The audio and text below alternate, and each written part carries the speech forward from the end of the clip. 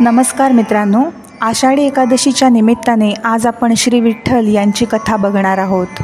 श्री विठ्ठल यांना महाराष्ट्राचा आराध्य दैवत असंही म्हटलं जातं. आषाढी एकादशी दिवशी पूर्ण जगभरातून देशातून भक्तगण येतात आणि दर्शन घेतात. पण श्री विठ्ठल आणि रुक्मिणी देवी ह्या पंढरपुरात हे कसे आले ही गोष्ट खूप थोड्या जणांना माहिती आहे. ही गोष्ट द्वापार युगातून सुरू होते. तर चला बघूया असं कोणतं कारण आहे की श्री विठ्ठल आणि रुक्मिणी देवी पंढरपुरात येऊन वसले. सूर्यवंशात जन्मलेला अयोध्येचा पराक्रमी राजा मुचकुंद हा इक्ष्वाकू राजाचा नातू होता.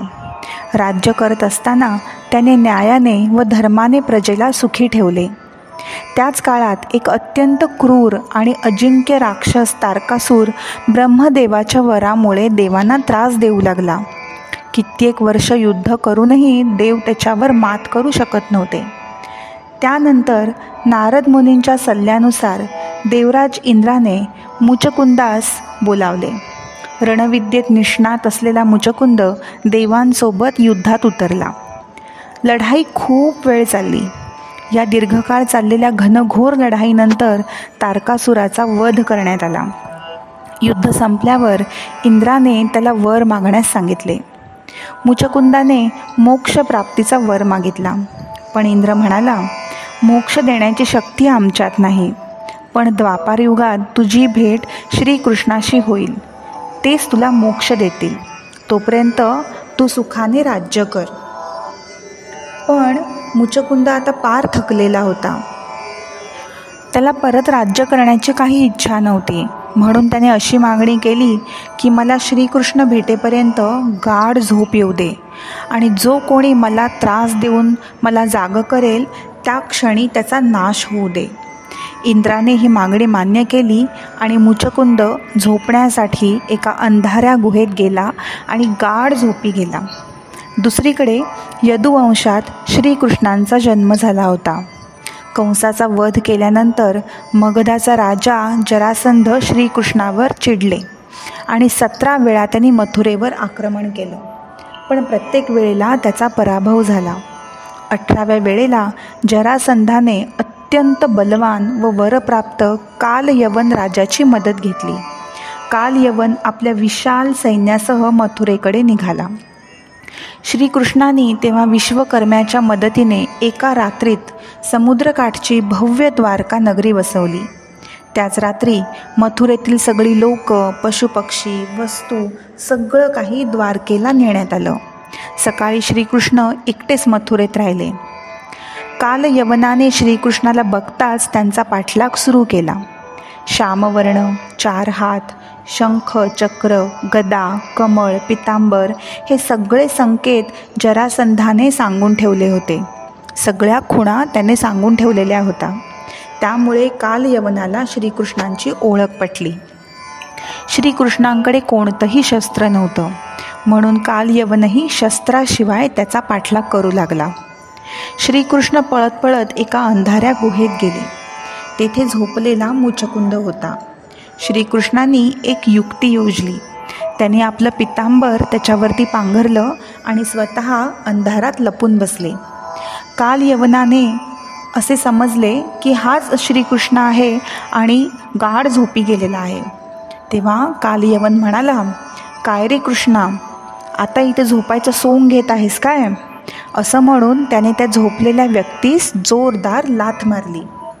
तेवढ्यात इंद्राच्या वराचा परिणाम झाला. मुचकुंदाच्या झोपेत खंड पडल्यानंतर त्याच्या डोळ्यातून झणझणीत ज्वाळा निघू लागल्या आणि कालयवन जागेवरच भस्मसात झाला. मुचकुंद जागा झाला. त्याला आपल्या वराची आठवण झाली. त्याने भक्तिभावाने श्रीकृष्णाचे स्तवन केले. तेवढ्यात श्रीकृष्ण प्रगट झाले. मुचकुंदास त्यांनी दर्शन दिले आणि सांगितले की तुला या जन्मी मोक्ष प्राप्त होईल. पण मुचकुंदाने अजून एक वर मागितला. त्याने वर मागितला की मला तुमचा सहवास लाभायची इच्छा आहे. तेव्हा श्रीकृष्णांनी त्याला पुढच्या काही जन्मांमध्ये तुझी आणि माझी पुन्हा भेट होईल असा आशीर्वाद दिला आणि श्रीकृष्ण द्वारकेस निघून गेले. इकडे बऱ्याच वर्षानंतर पुंडलिकाचा जन्म झाला. असं म्हटलं जातं की पुंडलिक म्हणजेच गेल्या जन्मीचा मुचकुंद. पंढरपूरच्या महात्म्याची आणि विठ्ठलाच्या वास्तव्याची कथा भक्त पुंडलिकाशी जोडलेली आहे. पुंडलिक हा आपल्या पत्नीच्या प्रेमात इतका रममाण झाला होता की तो आपल्या वृद्ध आईवडिलांना त्रास देऊ लागला. त्याच्या त्रासाला कंटाळून त्याच्या आईवडिलांनी काशी यात्रेला जायचं ठरवलं. तेव्हा पुंडलिक आणि त्याची पत्नीही सोबत निघाले, पण वाटेतही ते आपल्या आईवडिलांना त्रासच देत होते. याच प्रवासात ते एका आश्रमाजवळ पोचले. तो आश्रम होता कुकुट स्वामींचा. मध्यरात्री पुंडलिकाला एक विलक्षण दृश्य दिसले. अतिशय मळलेले कपडे घालून 3 स्त्रिया आश्रमात आल्या. त्यांनी आश्रम स्वच्छ केला, स्वामींचे पाय दाबून दिले, त्यांची सेवा केली आणि जशी जशी पहाट होऊ लागली त्यांचं रूप अत्यंत तेजस्वी झालं आणि त्या अदृश्य झाल्या. पुंडलिकाने स्वामींना याबद्दल विचारले तेव्हा त्यांनी सांगितले की त्या स्त्रिया म्हणजेच गंगा, यमुना, सरस्वती या नद्या आहेत. लोकांचे पाप धुता धुता त्या मलिन होतात आणि इथे येऊन सेवा करून पुन्हा पवित्र होतात. स्वामींनी पुंडलिकाला समजावले की आईवडिलांशी असं वागू नको. आईवडिलांची सेवा हीच खरी तीर्थयात्रा आणि ईश्वर सेवा आहे. त्यांच्या पायाशीच आपला स्वर्ग आहे. या उपदेशाने पुंडलिकाचे डोळे उघडले.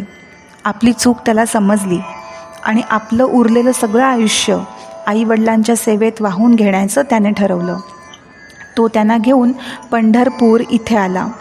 पंढरपूरला तेव्हा दिंडीरवन असंही म्हणायचे आणि त्यांची तो मनोभावे सेवा करू लागला. पुंडलिकाच्या या निस्सीम मातृपितृ भक्तीने भगवान श्रीकृष्ण इतके प्रसन्न झाले की त्याला भेटण्यासाठी थेट वैकुंठातून ते दिंडीरवनात आले. तेव्हा ते श्रीकृष्ण नसून विष्णूच होते. विष्णू स्वतः वैकुंठातून त्याला भेटायला आले. जेव्हा स्वतः भगवान विष्णू दारात आले तेव्हा पुंडलिक आपल्या वडिलांचे पाय चेपत होता. त्याने भगवंताकडे पाहिले, पण पितृसेवा हेच आपलं परम कर्तव्य मानून त्याने जागेवरून न उठता जवळच पडलेली एक वीट भगवंतांना उभं राहण्यासाठी फेकली आणि म्हणाला, देवा, काही काळ या विटेवर उभे राहून माझी प्रतीक्षा कर. आधी मी माझ्या आईवडिलांची सेवा करतो आणि त्यांना आराम वाटला, त्यांना झोप लागली की मगच तुझ्याकडे येतो. भक्ताच्या सेवेचा आदर करत भगवान विष्णू कमरेवर हात ठेवून त्या विटेवर उभे राहिले. पित्याची सेवा पूर्ण झाल्यावर पुंडलिकाने भगवंताची क्षमा मागितली आणि त्यांना कायम त्याच रूपात तिथे वास करण्याची विनंती केली. तेव्हापासून भगवान विठ्ठल या नावाने ओळखले जाऊ लागले आणि आजही त्या विटेवर कमरेवर हात ठेवून युगे 28 आपल्या भक्तांच्या प्रतीक्षेमध्ये ते उभे आहेत असं म्हटलं जातं. तर अशा प्रकारे गेल्या जन्मी मुचकुंदाने जो वर मागितला होता तो वर फळास पावला. श्री विठ्ठलांची मूर्ती ही स्वयंभू आहे आणि ती दगडापासून बनलेली आहे. त्या मूर्तीचा प्रत्येक अंग एक गहन संदेश देतो. त्यांचे जे पाय आहेत, त्यांचे जे चरण आहेत, ते दोन्ही पाय जुळलेले आहेत, जे समानता आणि स्थिरतेचं प्रतीक आहे. ते विटेवर उभे आहेत. हे दृश्य भक्तासाठीच्या प्रतीक्षेचं आणि त्यांच्या भक्तीच्या सर्वोच्च आदराचं प्रतीक आहे. त्यांचे दोन्ही हात कमरेवर आहेत. याचा अर्थ असा आहे की प्रपंच आणि संसार सागर हा केवळ कमरे इतकाच आहे. तो सहज पार करता येतो. जसं आपण पाण्यातून वाट काढता येते, पण ती कधी काढता येते? जेव्हा कंबरभर पाणी असतं तेव्हाच. म्हणून संसार सागर हा कमरे इतकाच आहे, तो तुला सहज पार करता येईल याचं हे प्रतीक आहे.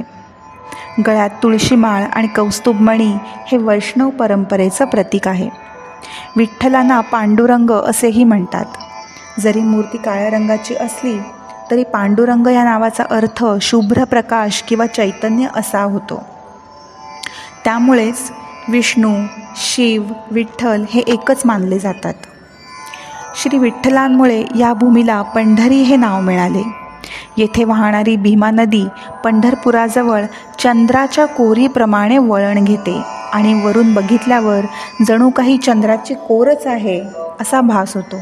म्हणून तिला चंद्रभागा म्हटले जाते. चंद्रभागेत स्नान केल्यावर सगळी पापे नष्ट होतात अशी श्रद्धा आहे. वारकरी संत अनेक होऊन गेले. त्यांनी आपल्या अभंगांमधून विठ्ठलाचे आणि पंढरीचे महात्म्य गायले आहे. तर चला बघूया संत नामदेव महाराज यांचा एक अभंग. आधी रचली पंढरी मग वैकुंठ नगरी, जेव्हा नव्हते चराचर तेव्हा होते पंढरपूर, जेव्हा नव्हत्या गोदा गंगा तेव्हा होती चंद्रभागा, चंद्रभागेच्या तटी धन्य पंढरी गोमटी, नामा म्हणे बा श्रीहरी तेम्या देखिली पंढरी. या अभंगातून संत नामदेव असं म्हणतात की पंढरपूरचं अस्तित्व हे वैकुंठाहूनही प्राचीन आहे. जेव्हा हे विश्व, नद्या, डोंगर काहीच नव्हतं तेव्हापासून हे क्षेत्र आणि चंद्रभागा नदी अस्तित्वात आहे. ही पंढरी सुदर्शनावर वसलेली असल्याने हिचा विनाश कोणीही करू शकत नाही. तर चला बघूया संत तुकाराम महाराज यांचा अजून एक अभंग. सुंदर ते ध्यान उभे विटेवरी, करकटावरी ठेवूनिया, तुळशी हार गळा कासे पितांबर, आवडे निरंतर हेची ध्यान, मकर कुंडले तळपती श्रवणी, कंठी कौस्तुभमणी विराजित, तुका म्हणे माझे हेची सर्व सुख, पाहिन श्रीमुख आवडीने.